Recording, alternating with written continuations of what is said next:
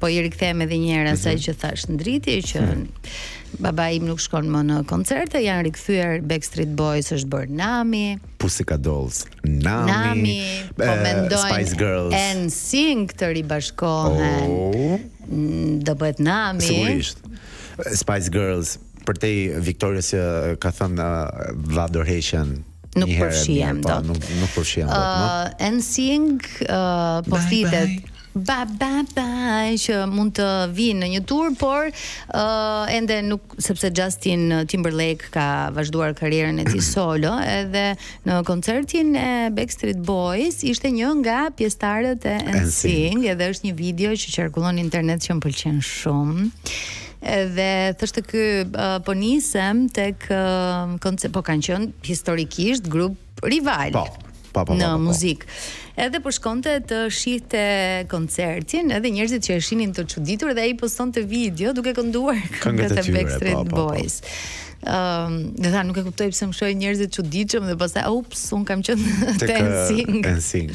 Po do më pëlqente ti shikoja mbas 20 ca viteve. Shumë mirë. Un nuk e kam ndarë ende mendje nëse kam qenë team Backstreet Boys ose NSYNC, se më pëlqenin të dy grupet. Më pëlqenin shumë vizualisht të shikoja Backstreet Boys, por dëgjoja më shumë dëgjoja repertorin më shumë të NSYNC. Më pëlqenin më shumë, më dukeshin më të kërcyeshëm, kurse ato Backstreet Boys më dukeshin shumë gocash. Kështu që më cool. Edhe për nostalgji del njeriu.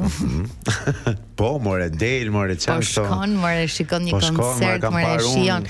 Po ku ka si një koncert ku ti di të gjitha këngët përmendesh, për shembull, se jere. Domethënë, edhe mbas shumë viteve ti kupton që I di tekstet, I këndon, I ke shijuar, të kanë shënjuar një periudhë të bukur, ose dhe jo të jetës tënde, po prap ke nostalgji, ta kujtosh. Në një periudhë që duhet I kishe shqisat e hapura, sepse nuk kishe celular që ta kishe ta rishikoje kur të doje, thjesht duhet ta memorizoje gjithçka dhe ta mbaje mend. Dhe me që jemi këtu, më kujtua një video e publikuar nga Ulona Musta, e cila her pas here poston nga këto video të nostalgjisë, dhe kishte vënë këngën e Toni Braxton, Unbreak My Heart. Po e këndonte gjithë pasion, edhe kishte shkruar unë 16 vjeç, duke mu thyer zemra për bashortin që do kisha në një të ardhme të largët. Kanë qenë këngët atëherë më me shumë kuptim. Dhe unë që I komentoj poshtë, kurse unë, do më thënë, dhe ne bashkë që këndonim I give my all, kur ende nuk na kishte ardhur cikli, do më thënë. Dhe nuk e ke iden çfarë është bërë me komente te postimi I Olonës. Kështu që mendoj që rikthimet edhe nostalgjia në bëjnë mirë her pas here. Shumë qejf do të kisha. Për shembull, un pata shansin dhe mundësinë vitin e kaluar të intervistoja Gigi D'Alession, të cilin ti madhurove edhe në një CD. Dhe gjithë ajo periudhë që un kam kaluar duke dëgjuar Gigi D'Alession Top Albania Radio, më rikthyen në të 100-ën e sekondit, ato këngë, ato dedikime, ato lot që kemi derdhur. Dhe pastaj pata mundësinë të shijoja dhe koncertin e tij. Më besoj që nuk këngët e reja të ti nuk më dhanë të njëjtin efekt se sa më dhanë ato që I kisha dëgjuar me mira herë. Pra, në çdo notë, në çdo tingull, në çdo fjalë, unë kujtoja një pjesë shumë të bukur të rinisime të hershme. Ai pra, është ndjesi e çuditshme, prandaj të thash do doja dhe unë të se po diskutoja edhe me çunat që para, unë kam parë Madonnën 2 herë gjithmonë me idenë që mbase kjo është era saj e fundit që bën turne. Uroj që të nxjerrë një turne të fundit që të iki prap. Nuk di të plaket. Po you never know, disa personazhe që janë edhe të rritur, edhe bëjnë një turne, ti duhet, unë mendoj se të gjithë duhet të kenë mundësinë të takojnë, se mund të jetë dhe hera atyre e fundit që bëjnë turne të madhe, se disa tërhiqen edhe nxjerrin thjesht albume një herë në 3-4 vite. Që kështu mua artistët e mi të preferuar sa kur do më jepet mundësia dhe I kam afër, më pëlqen me idenë gjithmonë që nuk I dihet, mund të jetë hera fundit që bëjnë turne, apo është turneu afër meje në Europë, pra. Unë Backstreet Boys dua shumë t'i shikoj, dhe e urrej Elona Duron që I ka parë live, po, para disa muajsh, ishte në Zvicër. Dhe I pa atje shtriga. Dhe ishte knaq pa fund. Do doja të ikja të shikoja Spice Girls-at. Dgjoj, kam shumë koncerte për shembull dhe Zara Larsson që unë dua t'i ta shoh gjatë verës, e gjej në YouTube gjithë koncertin, e kam parë, më pëlqeu kështu, por është tjetër ndjesi ajo live. Kupton se kam dashur ta përjetoj atë emocionin e Spice Girls në një koncert. Mendoj që live do emocionohem më shumë se gjithmonë. Ndërsa për Andi Vrapi më ka thënë që Rosalia ishte tjetër nivel, edhe pse ka parë shumë artistë në koncerte, shumë lart. Dhe të njëjtën gjë kishte shkruar edhe Jonida Maliqi në postimin e saj, sepse e kishte parë në Gjermani para pak ditësh dhe ishte një show I vërtet, domethënë kombinimi I muzikës klasike me vokalin e saj dhe të gjitha performancat ishin frymëmarrëse. Por më tepër në ditët e sotshme që patjetër skena duhet të jetë edhe ato të krijojnë një art, se duke qenë se të gjithë I publikojnë, I postojnë, është një marketing koherent, konstant, non stop, I bëhet marketing turneut. Pra, thonë njerëzit, në fillim doli ajo skena me duart, të gjithë, duhet iki ta shikoj, duhet ta kupton, kështu nis gjëja. Për shembull, unë nuk jam I interesuar ta shikoj këtë vit Rosalia. Nuk jam në këtë energjinë e moodit të albumit që ka në këtë album. Pra jam totalisht diçka më xixa, më fan, më ver, më jashtë. Por do shkoja të dëgjoja artistë të tjerë, mbase Rosalia, po të tjerë sigurisht e kam listën thuajse plot. Bravo Niko, më pëlqen që angazhohesh te pjesa e artit. Ne kemi një tjetër video për të komentuar në fakt se u zgjatën shumë te kjo pjesa e koncerteve, po nisur nga një gjë, ne dalim diku tjetër pastaj. Shndriti e ka fajin që na futi në këtë moodin e të menduarit të gjërave. Tani jemi sërish tek e diell dhe është Rizarta që ka thënë diçka, edhe do doja të diskutonim bashkë. Po në fundit kemi parë një fenomen që nuk është vetëm shqiptar, është në gjithë botën, po kryesisht në Shqipëri po ndihet më fort. Ka të bëjë me faktin se shumë njerëz nga Bangladeshi, nga Nepali po puncohen nga bizneset shqiptare. Dhe kjo nuk është asgjë kundër tyre, normalisht për të tingulluar raciste, absolutisht që jo, sepse çdo kush ka mundësinë dhe të drejtën për të krijuar një jetë më të mirë në çfarëdo lloj vendi, por ka të bëjë me tregun e lirë në Shqipëri. Sepse nëse ne dimë që tregu I lirë është një mekanizëm që bazohet, domethënë nuk është aq I pastër, bazohet tek kostoja më e ulët. Dhe normalisht që bizneseve intereson që të marrin punëtor nga vende të tjera sepse kanë kosto më të ulët. Por është dhe gjë e mirë që ekonomia e vendit po rritet. Por pyetja thelbësore është, duam të arrisim në ekonominë në numra apo duam të zhvillojmë një ekonomi që mbron forcën punëtore shqiptare, të mbajë njerëzit e vet në punë, sepse ne kemi parë shumë protesta edhe nga qytetarët shqiptar, ka pasur kryesisht kanë qenë korrierët që kanë protestuar sepse po zëvendësohen me njerëzit nga Bangladeshi, nga Nepali apo nga vende të tjera. Dhe kjo është shumë shqetësuese sepse forca punëtore, forca punëtore shqiptare. Një majt, më fal që ndërhyra. Po, kemi edhe ditën. Qofse është për drejtat e punëtorëve, më pëlqeu shumë të një gocë për jote. Kemi edhe ditën e punëtorëve para sepse patjetër nuk po flitet sepse jemi në fillimet e saj, por forca punëtore shqiptare ka nevojë për një mbështetje më të madhe, sepse normalisht që një shqiptar do kërkojë një rrogë më të lartë, sepse kostot e jetesës në Shqipëri janë shumë herë më të larta nga ç'mund të kërkojë një njerëz I ardhur nga një vend tjetër. Dhe kjo nuk më pëlqen shumë dhe duhet të kemi një mbështetje apo disa rregulla të reja që të mos favorizojnë vetëm bizneset, patjetër të favorizojnë edhe forcën shqiptare që forca punëtore të jenë shqiptarë, të mbajmë shqiptarët. Jam shumë dakord me Rizartën deri diku, por në disa pika nuk bashkohem me të, sepse nuk është normale që shqiptari të kërkojë më shumë se jetesa këtu është më e vështirë, sepse dhe ai që vjen nga Bangladeshi dhe Nepali këtu do jetoj.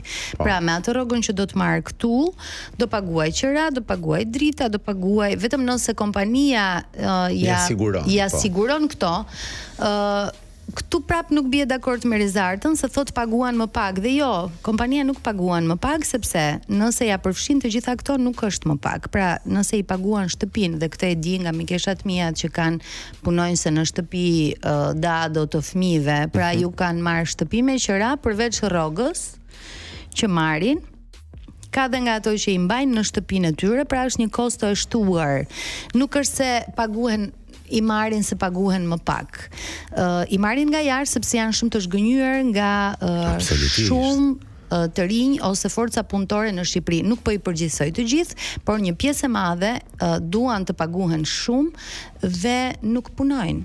Pra refuzojnë të bëjnë punë të cilat një punëtor që vjen nga jashtë nuk e ka problem ta bëjë, madje janë shumë më të përgjegjshëm, nëse janë në shërbim të klientit janë shumë të sjellshëm dhe nëse të ardhurat që ata marrin në Shqipëri sigurojnë një jetesë më të mirë familjes së tyre atje ku jeton, pranojnë që të bëjnë këtë lloj sakrifice, edhe këtë kompromis që të punojnë në Shqipëri dhe të ndihmojnë familjen e tyre.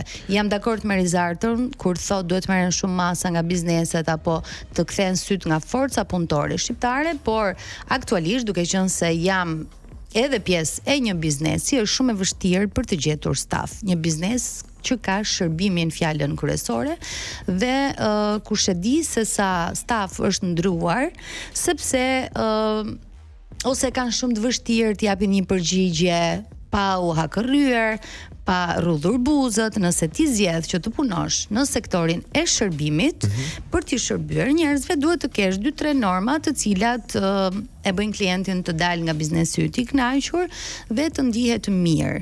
Pra në momentin kur ti bën disa intervista pune dhe pyetja e parë është sa do paguhem unë, a e kam të shtunën dhe të dielën pushim. Jo, unë nuk e bëj këtë, se nuk është detyra ime.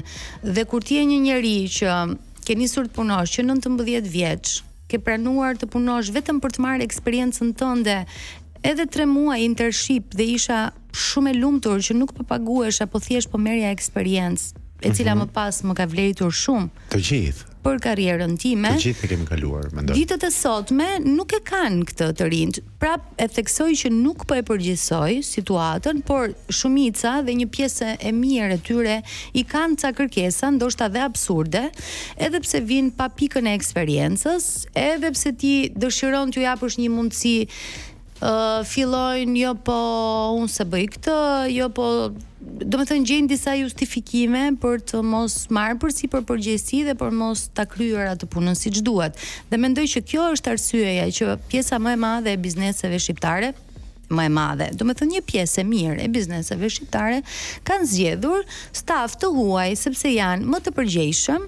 Të thon faleminderit 100 herë, unë e kuptoj që motorristat janë ngritur dhe po bëjnë tani protesta gjëra, por mua me këto të huajt e para nuk më nevojitet. Edhe më le të themi të gatshëm për të qëndruar më gjatë në punë sepse preferojnë që ta ruajnë atë vend pune. Kanë zgjedhur të vinë në Shqipëri me shumë sakrifica për ta bërë këtë. Pra kanë një tjetër kulturë pune, mendoj.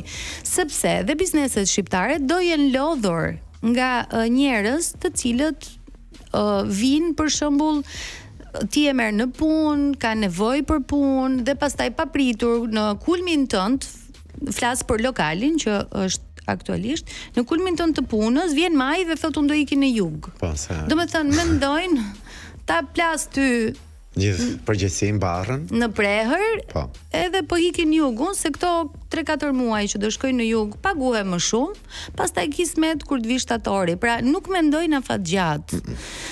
Kështu që për disa gjëra bashkohem me Rizartën, për të tjera jo, dhe jo nuk është e vërtetë që paguajnë bizneset më pak dhe prandaj marrin ata, sepse kanë shumë kosto të tjera, janë agjensitë që lidhen, janë fit që paguhen për punonjësit këtu.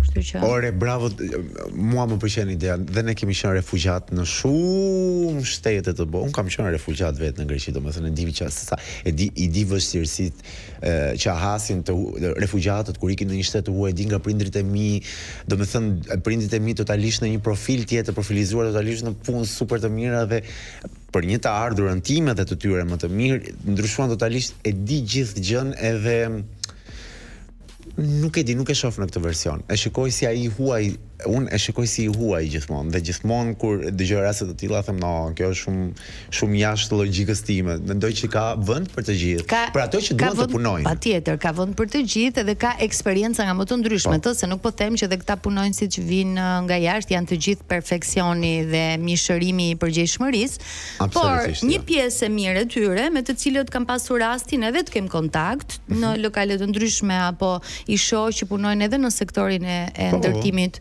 në zona të ndryshme të Tiranës, janë të sjellshëm, janë të përgjegjshëm, janë të kujdesshëm edhe kanë dëshirë të punojnë. Kjo mua më mjafton. Është shumë të lumtur. Më e rëndësishmja. Ndërsa kur diskutojmë me Mikesha për se është hapur dhe kjo biseda tani se duhet ta mbyllim Niko për pak e dadove filipineze, jo po unë nuk e dua se më mëson vetëm anglisht fëmijës, domethënë ka disa mendime të ndryshme, dikush tjetër thotë e dua se është shumë e qetë dhe fëmia ma do shumë, dua të marr një shqiptare se ndërkohë dikush tjetër që kishte shqiptare i mësonte djalit ulumo të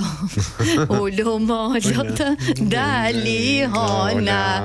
Kështu që secili bën zgjedhjet e tij me mënyrën që do ai, pra dikush që zgjedh staf të huaj, mendoj që ka një arsye. Është zgënjur ndoshta nga stafi shqiptar, edhe nuk i përmbushin të gjitha kriteret për të vijuar biznesin apo për të pasur një staf që është edhe i përgjegjshëm. Këtu e mbyllim me këto mesazhe që dham sot pozitive. Më pëlqen shumë argumenti i Rizartës tek rrethi katror, por ka disa, do të thënë në këtë pikë në 2-3 gjëra. 2-3 kleçka që ne nuk bashkohesha plotësisht. Faleminderit shumë që na ndoqët nëpërmjet Top Albania Radios edhe kanalit 10 në digital. Niko, faleminderit. Ne për shumë e bukur sot harrova ta them në fillim, po ta them në fund. Në fund, më mirë. Hey, dëgjojmë të mërkurën tjetër. Ciao. Bye bye. Kalofshi mirë. Ciao.